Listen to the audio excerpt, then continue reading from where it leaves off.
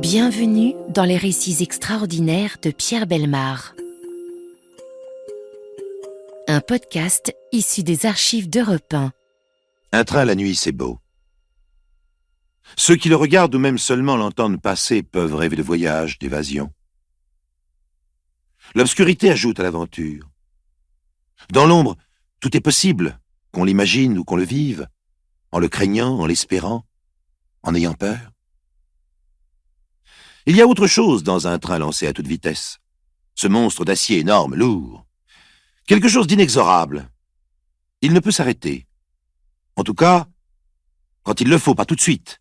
Il doit freiner pendant des kilomètres et des kilomètres. Si un obstacle se présente soudain sur la voie, il l'écrase. Et si l'obstacle est trop important, c'est l'accident, l'horreur, le déraillement, les voitures renversées, les morts, les blessés. Autre chose encore.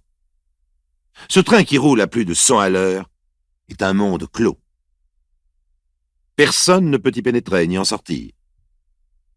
Un monde pourtant que l'on parcourt, en longeant les couloirs, en traversant les soufflets. Un monde en mouvement, où l'on peut se déplacer soi-même uniquement dans la longueur, comme si l'on circulait dans le ventre d'un serpent. La nuit, de pâles lumières éclairent les compartiments où les voyageurs ont mis la veilleuse. Certains ont fermé les rideaux, les couloirs vides ressemblent alors à de longs boyaux solitaires. On peut s'y retrouver face à face avec n'importe qui. Et celui qui le désire peut se cacher dans les toilettes. Dans certains pays, au Kenya par exemple, des affichettes recommandent aux voyageurs de s'enfermer dans leur couchette, de pousser le verrou pour ne pas risquer d'être victime d'une agression ou d'un vol. En France, autrefois, des compartiments pour dames seules préservaient le sexe faible. Il n'y a plus aujourd'hui que les wagons-lits pour séparer les hommes et les femmes.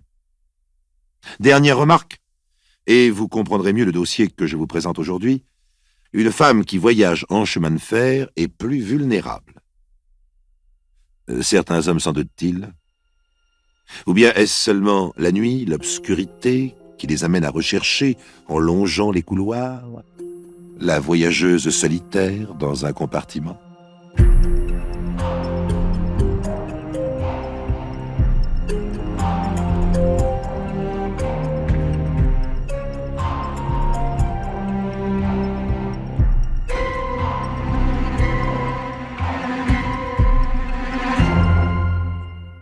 Septembre 1950, gare d'Austerlitz. Il est 22h40. Le train de nuit pour Toulouse via Limoges quitte Paris. Une jeune femme qui paraît avoir 25 ans s'est installée en première classe dans le sens de la marche au coin fenêtre.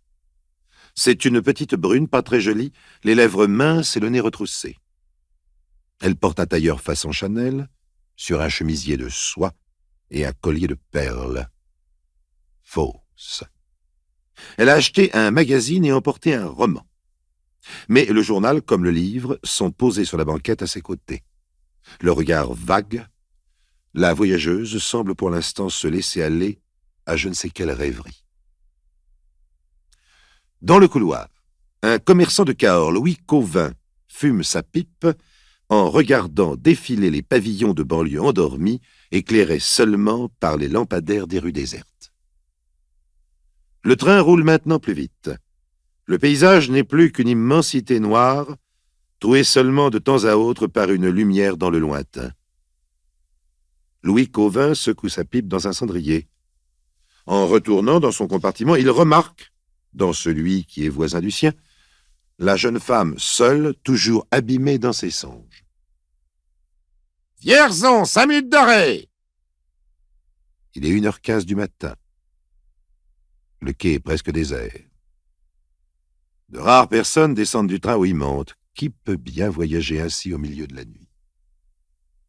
Un homme d'une 50aine d'années, vêtu d'un imperméable, longe le couloir du wagon de première. Il passe devant le compartiment où Louis Cauvin est installé, bavardant avec un libraire parisien dont il a fait la connaissance, Jean de L. Il s'arrête comme s'il allait entrer là. Non, il ira plus loin. Le compartiment voisin est celui de la jeune femme solitaire. Le suivant est vide. Y étant parvenu, l'homme à l'imperméable, décidément hésitant, se ravise, revient sur ses pas et va s'asseoir en face de la jeune femme. Il a enlevé son imperméable, l'a posé près de lui, à même les coussins. Dans le filet, sur sa valise, il a mis son chapeau, un feutre marron, visiblement usagé, cabossé mais propre. « Oh, pardon, madame !» En croisant les jambes, il vient de heurter le pied de la jeune femme assise en face de lui. Volontairement ou pas, en tout cas, celle-ci n'a rien répondu. Elle a tourné la tête et, à travers la vitre, plonge son regard dans le néant de la nuit noire, désirant sans doute échapper au sourire que lui prodigue son vis-à-vis. Tout cela, Louis Cauvin l'a vu, étant à nouveau sorti dans le couloir pour se dégourdir les jambes. Le train a repris de la vitesse. Le temps s'écoule. Les voyageurs s'assoupissent, bercés au tempo lancinant du bruit que font les bogies en passant sur les jointures des rails. Parfois, un coup de sifflet de la machine rompt la monotonie de ce fond sonore, le roulement des wagons et le souffle du vent. Voilà Châteauroux puis Limoges. Il est 4 heures du matin. Après des arrêts, quelques heures et léger tamponnement quand le train redémarre, recommence toujours le même ronron, cette musique des chemins de fer dans la nuit. Soudain, le grincement des freins serrés à bloc augmente le vacarme. Les wagons, brutalement ralentis, trépident et se heurtent. « Au secours !» hurle dans le compartiment où se trouvent Louis Cauvin et le libraire une femme qui vient d'y pénétrer. « Au secours ! On a voulu me chloroformer !» C'est la jeune femme du compartiment voisin. « Mais calmez-vous, voyons, madame. Qu'est-ce qui vous arrive ?»« J'ai tiré la sonnette d'alarme. »« Mais vous n'êtes pas blessé ?»« Non. »« On vous a volé ?»« Je ne sais pas. »« Oh, c'est affreux, c'est épouvantable !» Le train a stoppé en pleine campagne. Le libraire Jean de Helle et Louis Cauvin raccompagnent la jeune femme dans son compartiment. L'homme à l'imperméable a disparu. « Mais il était là !»« Qui ça ?»« Celui qui a voulu me chloroformer. Vous sentez l'odeur ?»« En effet. Et tenez, regardez, là, sur le coussin, à côté de l'endroit où il était assis. Vous voyez, il y a une auréole. » Il aura dû renverser le flacon. Arrive le contrôleur. « Qui a tiré la sonnette d'alarme ?»« C'est madame, quelqu'un l'a attaqué. »« Oui, il m'a mis un tampon avec une drogue sous le nez. Heureusement, j'ai réussi à baisser la vitre. J'ai pu respirer. » Le train, maintenant, est reparti. « Vous descendez où, madame ?» demande le contrôleur. « À Brive. »« Je vous accompagnerai au bureau du chef de gare pour votre déclaration. »« Ah, parce qu'il faut que je fasse une déclaration. » « Évidemment. »« Vous pouvez déjà me donner le signalement de votre agresseur. » La jeune femme semble hésiter. « Oh, vous savez, c'était un homme quelconque. » « Comment était-il habillé ?» Seuls les autres voyageurs s'en souviennent. « Il portait un imperméable et un chapeau marron. »« Ah oui, confirme la jeune femme, je m'en souviens, un imperméable. » Et comme si elle sortait d'un rêve, se le remémorait au fur et à mesure de son récit, elle donne peu à peu une foule de détails, trop de détails. « Vous raconterez tout cela à la police, madame ?» interrompt le contrôleur. « D'accord, mais c'est pour dire une femme seule la nuit dans un train. Je lui ai trouvé tout de suite un drôle d'air à ce type. Et il me faisait des sourires encore. » Le train arrive à Brive. L'aube commence à poindre. Tout baigne dans le gris. Le contrôleur retrouve sur le quai la voyageuse agressée qui vient de descendre de son wagon. « J'ai fait tout le train, madame. Je n'ai vu personne qui corresponde au signalement que vous nous avez donné. Ça ne m'étonne pas. Vous pensez bien que cet individu, après son mauvais coup, se sera sauvé. Il est peut-être descendu à Userche. Ah, écoutez, ne me parlez plus de tout ça, monsieur. Je vous en supplie, ça finit par me tourner la tête. Il faut pourtant que je vous accompagne au bureau du chef de gare. Il le faut vraiment? Hélas, oui, madame. C'est dans votre intérêt. Dans un grincement, un bruit de ferraille, le train quitte Brive en direction de Toulouse, laissant là, dans le petit matin, une femme qui se souviendra de cette nuit-là.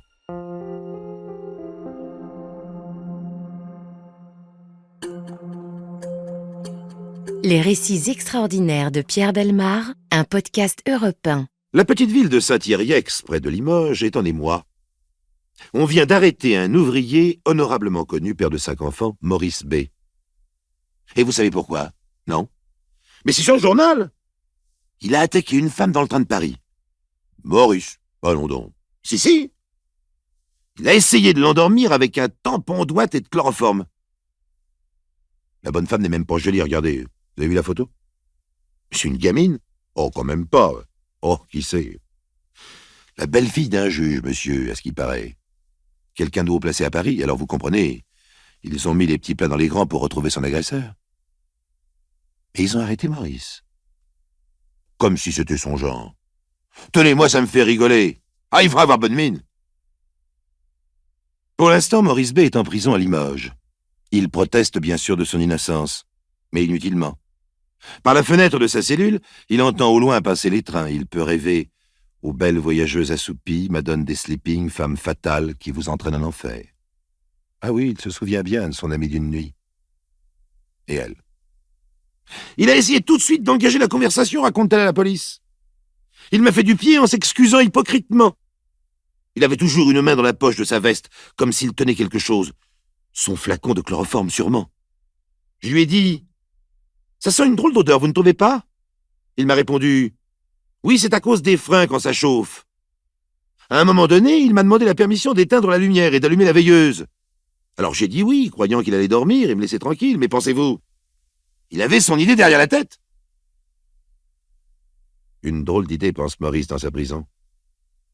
Ah, j'ai vraiment une idée stupide en m'installant dans ce compartiment. Mais c'est vrai pourtant, c'est moins triste de voyager en compagnie de quelqu'un, d'une jeune femme surtout. C'est plus agréable à regarder qu'un vieux bonhomme. Il était assis juste en face de moi, continue la belle-fille du juge.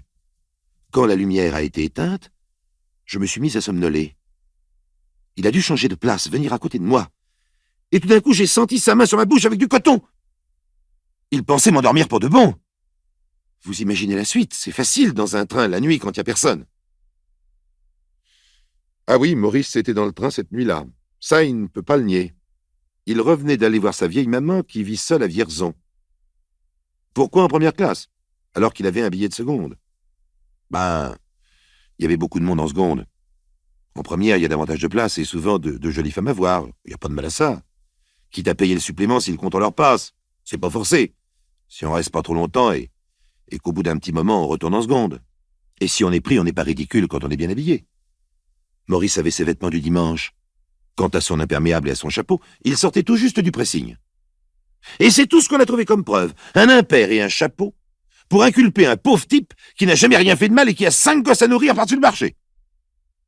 En attendant, c'est son impair et son chapeau qui ont permis de le retrouver. Ah, il peut toujours nier, n'empêche qu'il était dans le train. Et c'est pas la première fois que dans le train de nuit, il y a des femmes qui se font avoir. L'opinion publique s'échauffe dans la région de Limoges. Chacun imagine à sa façon ce train de Paris. Paris, la ville de tous les vices, et ces Parisiennes solitaires dans leur compartiment de première classe, bien habillées, à la mode. Que font-elles la nuit, seules dans le train? Où vont-elles? La plaignante, Madame G, la belle-fille du juge, se rendait en vacances en Corrèze. Elle avait besoin de repos, elle qui ne travaille pas. Et bien sûr, c'est l'ouvrier, le travailleur, qu'on accuse. La Ligue des droits de l'homme intervient en faveur de Maurice B et demande sa mise en liberté provisoire. La demande est rejetée. Le juge d'instruction estime que certains points sont obscurs. Il interroge le prisonnier. « Où étiez-vous quand Madame G a tiré la sonnette d'alarme ?»« Mais j'étais parti depuis longtemps. »« Enfin, pourquoi ?»« Parce que j'étais en première et que j'avais un billet de seconde. » De toute façon, quand le train a stoppé en race-campagne, après Limoges, Maurice B n'y était plus. Puisqu'il se rendait à Saint-Yrieix, il avait dû descendre à Limoges. Mais alors quoi, Madame G aurait tiré sur la sonnette 1/4 d'heure au moins après avoir été agressé? À moins que Maurice B, subjugué par le charme de la voyageuse, ait laissé passer Limoges, puis ait décidé de descendre à la station suivante. Possible, mais peu probable. Il aurait agi plus tôt, bien avant Limoges. Le train n'attend pas, lui. Il roule, irrémédiablement, traversant la nuit de part en part, sans se soucier de ses fantômes. Les hésitations du juge d'instruction indisposent la presse qui explique l'attitude du magistrat par les ordres, comme on dit. Les ordres reçus de ses supérieurs en raison des liens de famille qui existent entre la jeune femme soi-disant agressée et les hautes instances de la magistrature. À Saint-Yrieix, où résident la femme et les enfants de Maurice B, tout le monde s'attend à le voir rentrer au bercail d'un jour à l'autre. Mais une semaine passe, puis 2. On commence à s'énerver. Le patron de Maurice, qui dirige une teinturerie, se fâche. « Moi, je vais aller le voir, juge d'instruction, et je vais lui dire 2 mots. » Il se rend à Limoges. Le juge le reçoit. « C'est très bien de votre part, monsieur, de défendre votre employé. Il ne peut pas être coupable, dites-vous. Vous répondez de sa conduite. Mais cette odeur, L'odeur du chloroforme que tout le monde a constaté, le contrôleur, les voyageurs du compartiment voisin, même lui, Maurice B., a reconnu qu'il y avait une odeur dans le compartiment. Il a dit qu'elle était provoquée par les freins. Ou par autre chose. Mais quoi donc? Vous avez arrêté Maurice B. parce qu'il portait un imperméable et un chapeau. Oui? Enfin, on l'a retrouvé grâce à ça. Cet imperméable et ce chapeau, monsieur le juge, au lieu de l'accuser, innocente, pour nous voyez. Tiens donc! Voilà autre chose. Eh oui. Son imperméable et son chapeau venaient d'être nettoyés chez moi, au trichloréthylène. Vous savez ce que c'est? Non. Eh bien, ce produit possède certaines caractéristiques du chloroforme sans en avoir la nocivité. Ce n'est pas étonnant si ça sentait le chloroforme dans le train. Mais la tache sur les coussins, vous l'avez fait expertiser? Non. Bah alors faites-le. Cela m'étonnerait beaucoup que ce soit une tache de chloroforme. Grâce à l'intervention de son patron, Maurice B. est libéré. Madame G., sa prétendue victime, ne proteste pas. Quand elle rentrera de vacances reposée, elle prendra un train le matin. À la lumière du jour, ses fantasmes ont moins de chances de prendre forme. La nuit, l'imagination travaille. Il suffit d'une odeur de chloroforme pour croire à des choses. Des choses que l'on craint ou que l'on espère tout à la fois. Alors ça y est, Maurice, t'es sorti de prison, lui dit un copain, c'est pas trop tôt. Fais gaffe la prochaine fois quand tu prendras le train. Tu parles. Je monterai plus que dans les compartiments bondés. Maurice B. a repris son travail à la teinturerie, à la satisfaction de tout le monde. Quelque chose est curieux tout de même. Quand il rentre chez lui le soir, quand il s'arrête au bistrot pour l'apéritif,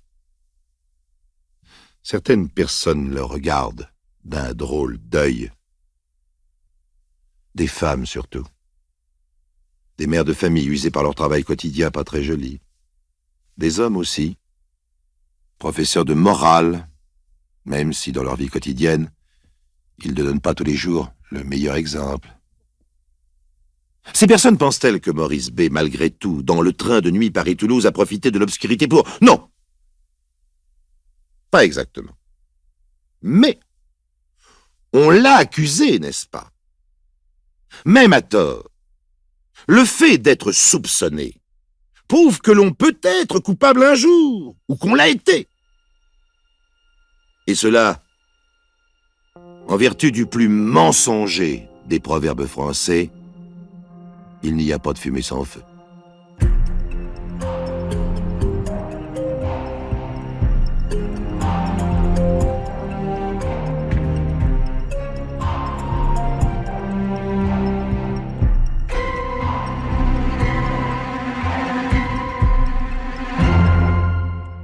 Vous venez d'écouter Les récits extraordinaires de Pierre Bellemare, un podcast issu des archives d'Europe 1 et produit par Europe 1 Studio.